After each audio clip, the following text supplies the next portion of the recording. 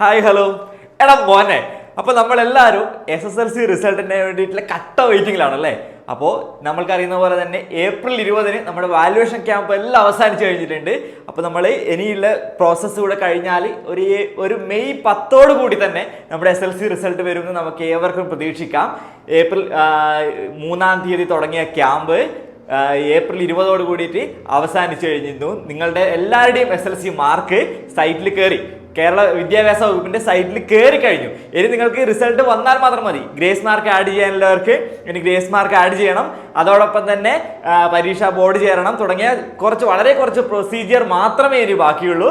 അതിനുശേഷം നിങ്ങളുടെ റിസൾട്ട് ഉടനെ തന്നെ എല്ലാവരുടെയും അടുത്തേക്ക് എത്തും. നമുക്കറിയുന്ന പോലെ തന്നെ കേരളത്തിൽ 70ഓളം ക്യാമ്പുകളിലായിട്ട് ഒരു ക്യാമ്പിൽ 10 അധ്യാപകർ, ഒരു ക്ലാസ് റൂമിൽ 10 അധ്യാപകർ എന്ന നിലയിലാണ് നിങ്ങളുടെയൊക്കെ പേപ്പർ വാല്യുവേറ്റ് ചെയ്തിട്ടുള്ളത്. അപ്പോൾ ഒരു ക്യാമ്പിലുള്ള 10 അധ്യാപകർ ഒരു ദിവസം കൊണ്ട് 40 മാർക്കിനുള്ള പരീക്ഷ പേപ്പറാണെങ്കിൽ 36 നോക്കുന്നത്. അതേപോലെ തന്നെ 80 മാർക്കിന്റെ പരീക്ഷയുടെ ചോദ്യമാണെങ്കിൽ ഒരു അധ്യാപകൻ 24 പേപ്പറും നോക്കിക്കഴിഞ്ഞിട്ടുണ്ടാവും. അപ്പം ഇതിനൊക്കെ ശേഷം അതേ സൈറ്റിൽ നിന്ന്, അതായത് എവിടെയാണോ നിങ്ങളുടെ പേപ്പർ നോക്കുന്നത് ആ ക്യാമ്പിൽ നിന്ന് തന്നെ അധ്യാപകർ അടക്കമുള്ള ആൾക്കാർ ഇരുന്നുകൊണ്ട് നിങ്ങളുടെ മാർക്ക് ഓൺലൈനായിട്ട് സൈറ്റിൽ ആഡ് ചെയ്തും കഴിഞ്ഞു.